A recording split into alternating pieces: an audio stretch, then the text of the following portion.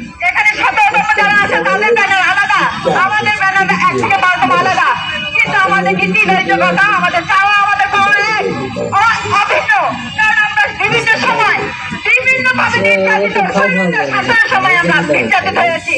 বিগত দিনে হাসিনা সরকারের সময় যখন দীপুমণি ছিলেন কথা দিয়ে নীতির কথা রাখেন নাই, আমরা তখনও বঞ্চিত 200 দিন আন্দোলন করার পরেও আমরা তারপরে কিন্তু নফেলের কাছে গিয়েছি, আমরা তখনও বঞ্চিত।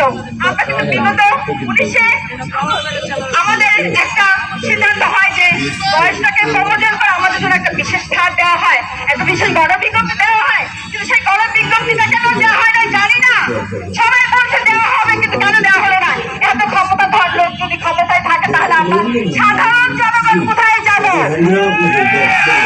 ভাই বোনের আত্মটাকে আজকে নতুন বাংলাদেশ হয়েছে, সেই ভাই বোনের রক্ত কি বোঝা যাবে? এখনো কি সেই সৈন্যদের এখনো কি কাছে বেড়ে আছে?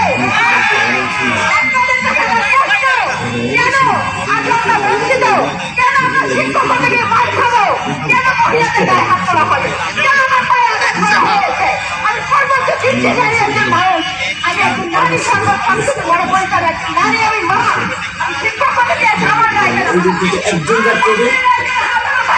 কেন হাত?